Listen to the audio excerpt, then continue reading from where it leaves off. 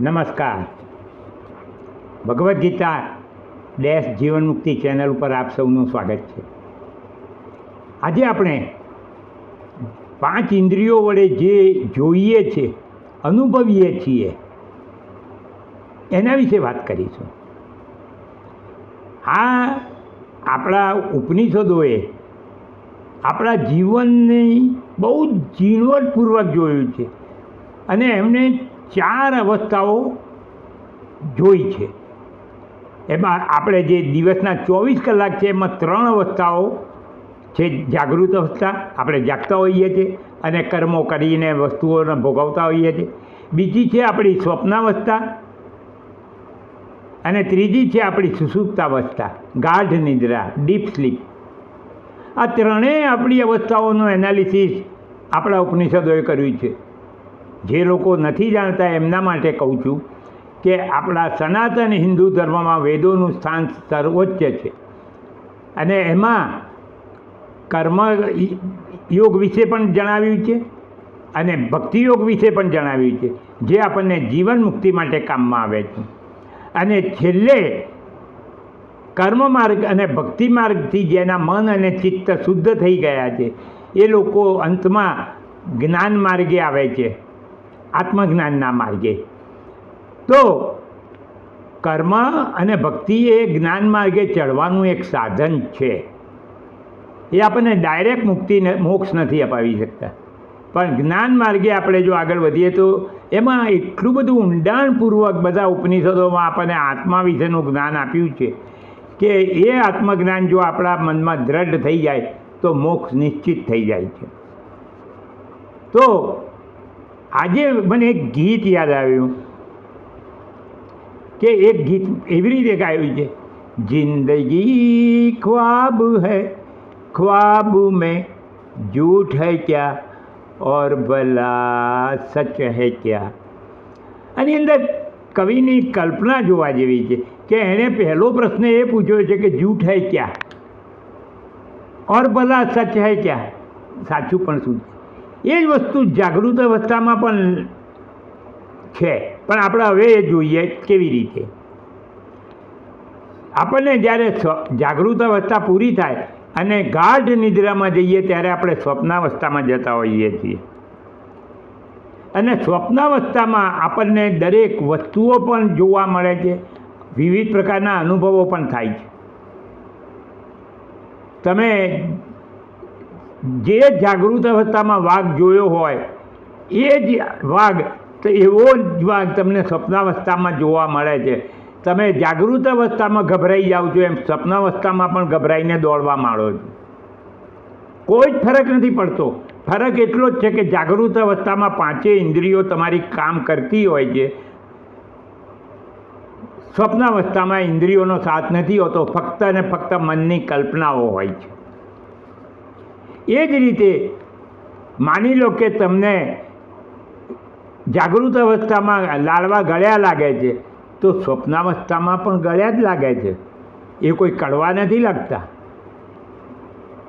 પણ એ વખતે રસના ઇન્દ્રિય એટલે કે જીભ કામ નથી કરતી, જીભ ઉપર લાડવો નથી મૂક્યો, પણ છતાં પણ એને મન ગળ્યું લાગ્યું એવો અનુભવ કરે છે. તે શું બતાવે છે કે સ્વપ્નાવસ્થાના અનુભવો જાગૃત અવસ્થાના અનુભવો કરતાં કંઈ જુદા નથી ને જુદા પડતા પણ નથી. એટલે ગીતકારે કહ્યું છે કે झूठ है क्या. કેમ? કારણ કે જ્યાં સુધી આપણે સ્વપ્નાવસ્થામાં હોઈએ છીએ, જેને વેદોની ભાષામાં સ્વપ્ન પુરુષ કહેવામાં આવે છે, એને આ જગત સાચું જ લાગે છે. એનું સ્વપ્ન જગત, એને સ્વપ્ન જગત સાચું લાગે છે. જે અનુભવો આપણે જાગૃત અવસ્થામાં કરીએ છીએ અને આપણને બધા વસ્તુઓને અનુભવો સાચા લાગે છે, એને પણ એ વસ્તુઓને અનુભવો સાચા જ લાગે છે. એટલે झूठ है क्या, એના માટે તો સાચું જ છે. और भला सच है क्या, તો હવે સાચું એમાં સાચું શું છે એ ક્યારે ખબર પડશે? આપણે જ્યારે જાગૃત અવસ્થામાં આવીએ છીએ ત્યારે, મતલબ કે ઊંઘમાંથી ઉઠીએ ત્યારે. હવે આપણે ઊંઘમાંથી ઉઠીએ છીએ એટલે સ્વપ્નાવસ્થા પૂરી થઈ જાય છે. સ્વપ્નાવસ્થા અને જાગૃતાવસ્થા એક સાથે નથી ચાલતી. હા, ડે ડ્રીમિંગ ઘણા લોકો કરતા હોય છે, એ અલગ વાત છે. પણ સ્વપ્નાવસ્થામાંથી જાગૃતાવસ્થામાં આવનાર આપણે જ છીએ ને, કોઈ બીજું તો છે નહીં. આપણું સપનું આપણે જોતા હતા અને આપણે જ ઊંઘમાંથી જાગૃત થયા છે, બીજો કોઈ પુરુષ આવ્યો નથી. તો આપણે જાગૃત પુરુષ વેદોમાં જેને કહે છે. હવે જાગૃત પુરુષ પાંચેય ઇન્દ્રિયોથી જે જગત જુએ છે અને અનુભવે છે એને સાચું માને છે. હવે આપણે એ જોઈએ કે સ્વપ્નાવસ્થામાં જો તમને કરોડ રૂપિયાની લોટરી લાગી હોય તો તમે જાગ્યા પછી એને સાચું નથી માનવાના. કેમ? કારણ કે તમારી બેંક બેલેન્સમાં એ બતાવતું નથી. તો તમે જાગૃત અવસ્થામાંથી આવ્યા પછી તમે સ્વપ્નાવસ્થાને ખોટું જ માનો છો. એટલે સ્વપ્ન પુરુષ માટે જૂઠ હૈ ક્યાં અને જાગૃત પુરુષ માટે સચ હૈ ક્યાં? બહુ સરસ કવિએ મૂક્યું છે કે આપણે જાગૃત અવસ્થામાં આવીએ, જાગ્યા પછી આપણને જગત સ્વપ્ન જગત દેખાતું પણ નથી.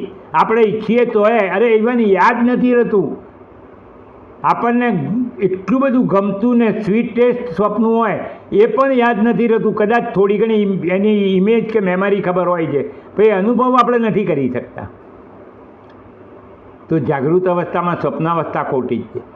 તો એવી જ રીતે ઉપનિષદોએ એક ચોથી અવસ્થાનું વર્ણન કર્યું છે, તુર્યાવસ્થા, કે જેમાં પુરુષ બ્રહ્મમાં લીન હોય છે. મતલબ કે જગતના વ્યવહારો કરતો હોય છે, સંબંધો સાચવતો હોય છે, કર્મો કરતો હોય છે, પણ છતાં પણ એનું મન બ્રહ્મરૂપ થઈ ચૂકેલું હોય છે. એટલે એ તુર્યાવસ્થામાં પહોંચી જાય છે. અને જ્યારે માણસ તુર્યાવસ્થામાં ચોથી અવસ્થામાં પહોંચે ત્યારે એને આ જાગૃત જગત પણ સ્વપ્ન સમાન લાગે છે. કેમ? નરસિંહ મહેતાએ એક સરસ ભજન ગાયું છે, જો તમને ખબર હોય તો, જાગીને જોઉં તો જગત દિશે નહીં. હવે આપણને એમ થાય કે જાગ્યા પછી જગત કેમ ના દેખાય? આંખો તો છે જ. કાનેથી કેમ ના સંભળાય? કાન તો છે જ. પણ બ્રહ્મલીન પુરુષને માટે આ જાગૃત જગત પણ સ્વપ્ન જગત જેવું જ છે. કેમ? કારણ કે એણે ઉપનિષદોનો વેદોનો અભ્યાસ કર્યો છે, લોજિક જાણ્યું છે, રિઝનિંગ જાણ્યું છે, એની બુદ્ધિ કન્વિન્સ થઈ ચૂકી છે. જેમ આપણે સ્વપ્ન જગતમાં જે કંઈ હતું આપણે કશું જ લઈને જાગૃત જગતમાં નથી આવી શકતા. એમ જાગૃત અવસ્થામાં આપણે જે કંઈ કર્મો કર્યા છે, જે કંઈ પ્રાપ્ત કર્યું છે, એ આપણે જ્યારે આ શરીર છોડી દઈશું અને નવા શરીરમાં જઈશું, એને ઊંઘ કહેવામાં આવે છે એક જાતની. આપણે ગાઢ નિદ્રાની સુષુપ્તાવસ્થા વિશેની ચર્ચા નથી કરી, એ ઉપનિષદોમાં કરી. એ મને જો યોગ્ય વક્તાઓ શ્રોતાઓ મળશે તો હું ચર્ચા કરીશ. તમે મારા ભાઈઓ બહેનો, જો તમે ખરેખર આધ્યાત્મ જ્ઞાનમાં રસ ધરાવતા હો, ખાલી રામાયણ મહાભારત વાંચવાથી ધાર્મિક નથી થવાતું, ખાલી મંદિરમાં જઈને મૂર્તિના દર્શન કરવાથી ભગત નથી થવાતું. તમારે જ્ઞાન માર્ગે આગળ વધવું પડશે. અને હું ફક્ત આધ્યાત્મિક જ્ઞાનની જ ચર્ચા કરું છું, એ સિવાય ચર્ચા નથી કરતો. એટલે જો તમને તમે બુદ્ધિમાન હો, વિચાર કરવાની ક્ષમતા ધરાવતા હો, વિચાર કરવા માટેનો સમય હોય, તો આ ચેનલ સબસ્ક્રાઈબ કરીને સાંભળો. હું સબસ્ક્રાઈબ કરવા માટેની પણ વિનંતી કે આગ્રહ નથી કરતો. હું એટલા માટે કહું છું કે તમને એક પ્રિવિલેજ મળે છે. You get A special status કે યુટ્યુબ તમને મારા દરેક વિડીયોનું તમને નોટિફિકેશન મળે. તમે કોઈ વિડીયો સ્કીપ ના કરી જાઓ. હું દરેક વિડીયો બહુ મહેનતથી ઉપનિષદોમાંથી શોધીને બનાવું છું, પણ ઉપનિષદના સંસ્કૃત શબ્દો કે શ્લોકો હું બોલીશ તમે નહીં સમજો, એટલા માટે હું એને સરળ બનાવીને તમને કહું છું. પણ તમને જ્ઞાન ઉપનિષદોનું મળે છે. અને એ ઉપનિષદો શું છે ખબર છે ને તમને? ભગવદ્ ગીતા બીજું કશું નથી, ઉપનિષદોનો એસેન્સ એટલે કે સાર જ છે. તો જાગૃત અવસ્થામાં આવ્યા પછી આપણે જ્યારે નવા શરીરમાં જઈએ છીએ એક મોટી ઊંઘ લઈને, ત્યારે કશું નથી લઈ જઈ શકતા. કેમ નથી લઈ શકતા? કારણ કે એ વસ્તુનું અસ્તિત્વ નથી. આ બધી મનની રમત છે અને મન માયામાં રહે છે, અને માયા જે નથી એ જ બતાવે છે આપણને. જે છે ભગવાન છે એ માયામાં નથી દેખાતો. માયા આપણને જે વસ્તુઓ અસ્તિત્વમાં નથી એ વસ્તુઓ બતાવે છે. કેમ હું એને અસ્તિત્વવિહીન કહું છું, હયાતી વગરની કહું છું? એ સાંભળો. વેદોમાં ઉપનિષદોમાં જે એક્ઝામ્પલ આપ્યા છે એ જ કહું છું.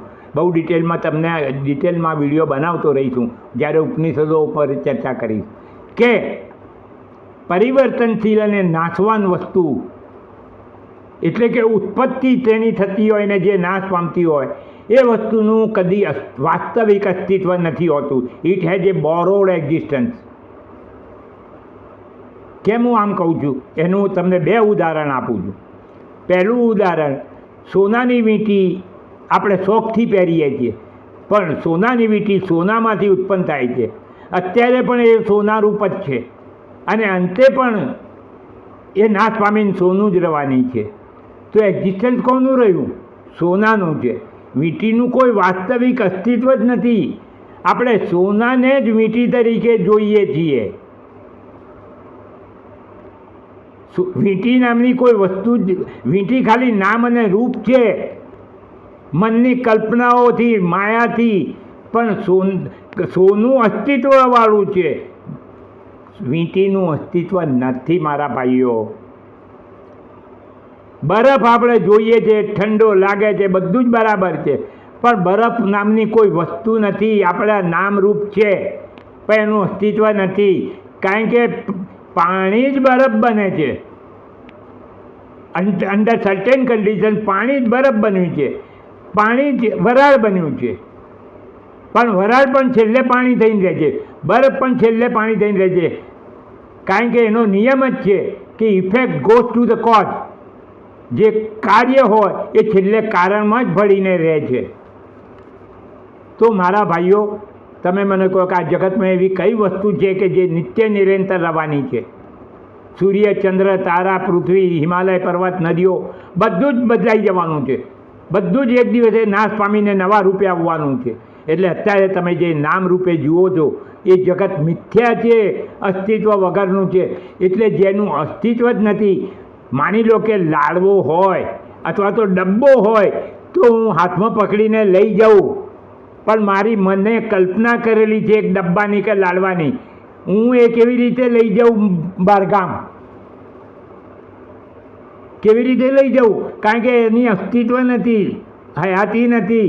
ખાલી મેં મનથી કલ્પી છે કે મારા હાથમાં ડબ્બો છે કે લાડવો છે. હવે હું એ લઈને બહારગામ જાઉં, મને મળવાનો છે? નથી મળવાનો. એટલે હું નવા જન્મમાં જાઉં ત્યારે આ જન્મની એકેય વસ્તુ મને યાદય નથી રહેતી, મળતી નથી. એ તો હકીકત છે. તમે આ જન્મમાં જે કંઈ પ્રાપ્ત કર્યું છે એમાંનું તમને કશું નથી મળવાનું ત્યાં નવા જન્મમાં. પણ યાદય નથી રહેતી કે મારા ગયા જન્મમાં મારો બંગલો હતો કે ઝૂંપડું હતું. એ શું બતાવે છે? આ 5 ઇન્દ્રિયોથી ભોગવાતું જગત પણ એક જાતનું સ્વપ્નું જ છે, જાગૃત સ્વપ્નું. પણ 5 ઇન્દ્રિયોથી આપણે એને જોઈએ છીએ એટલે એને આપણે સાચી માનીએ છીએ. મારા ભાઈઓ બહેનો, હું તમને જે આ બધી વાતો કહું છું નિરાશ કરવા નથી કહેતો. તમને હું સુખ, દુઃખ, ચિંતા, ભય એ બધાથી મુક્ત કરવા માગું છું કે તમે આ જીવનમાં રહો, સંબંધો સાચવો, વ્યવહારો કરો, કર્મો કરો, કર્મ ફળો ભોગવો, બધું કરો, પણ એકેય વસ્તુને સત્ય માનીને નહીં, મિથ્યા માનીને. બ્રહ્મજ્ઞાની પુરુષો પણ સ્વાદપૂર્વક ભાતને દાળ ખાય છે. એવું નથી કે એ લોકો વખાણ નથી કરતા, એ લોકો ખાય છે, પણ એ લોકો સત્ય માનીને નહીં, એમ જ સમજીને કે આ શરીરના આહાર છે અને શરીરને ભાવે છે, શરીરને અનુકૂળ. તો તમે પણ આ બધું કરતા રહો, પણ તમારી જીવનને માંથી આ જગત સત્ય છે એમ માનીને તમે જે ચિંતા, ભય, ટેન્શન, જવાબદારીઓનો બોજો ઉઠાવીને ભરો છો, મન ઉપર અત્યાચાર કરી રહ્યા છો, એને બંધ કરો. બસ એને બંધ કરી અને સુખેથી જીવો. અને જો તમને કંઈક પ્રોબ્લેમ થતો હોય તો મારી આ ચેનલ સબસ્ક્રાઈબ કરીને કોઈ પણ તમે વિડીયો જો 15 મિનિટ સાંભળશો તો તમારા મનને રિલેક્સેશન મળશે, એ મારી ગેરંટી છે. તો તમે આ ચેનલને આજે સબસ્ક્રાઈબ કરો અને મારા 300 વિડીયોમાંથી તમને જે ગમે એ વિડીયો સાંભળી લેવાનો. અને હજી પણ મેં તમને કહ્યું એમ, મેં ઉપનિષદો બધા 220 ઉપનિષદો છે, હું બધા ઉપનિષદો નથી કહેવાનો, એમાંથી જે 10 મેજર ઉપનિષદો આપણા શાસ્ત્રો એટલે મહાગુરુઓએ ભગવાન શંકરાચાર્યએ નક્કી કર્યા છે એના ઉપર તમને બધું કહીશ. તો હવે આપણે આગલા વિડીયોમાં મળીએ. આગલા વિડીયોમાં આપણે શું કરીશું આગલા વિડીયોમાં આપણે એ જાણવાનું, આપણે એ વિડીયો બનાવીશું કે કેવું આશ્ચર્ય છે કે આપણે જગત પિતાને જ ઓળખતા નથી. આપણા પિતાને તો જોઈએ છીએ, ઓળખીએ છીએ, અને કદાચ એવું પણ બને કે જેમ કે મારા પિતા અત્યારે નથી, પણ જગત પિતા તો સદાય રહેવાના છે. જ્યાં સુધી તમે જન્મ લેશો ત્યાં સુધી તમારી સાથે રહેવાના છે. તમે એને જ નથી ઓળખતા. Very bad. અને કોશિશ નથી કરતા. કદાચ વિડીયો સ્કીપ કરીને જતા રહેશો. તમને એમ થતું હશે કે આ ડોહો શું બોલ કરે છે. એવું નથી મારા ભાઈઓ. તમારી જેમ હું પણ જવાન હતો. હું 75 વર્ષનો એમનેમ નથી થયો. તમારી જેમ 30-40 વર્ષનો હું પણ હતો. પણ મને એ વખતથી રસ પડ્યો હતો, જિજ્ઞાસા થઈ હતી, એટલા માટે હું વાંચતો હતો અને આ 40 વર્ષનો નિચોડ તમારી આગળ મૂકું છું. તો હવે આગલા વિડીયોમાં મળીએ. ત્યાં સુધી નમસ્કાર.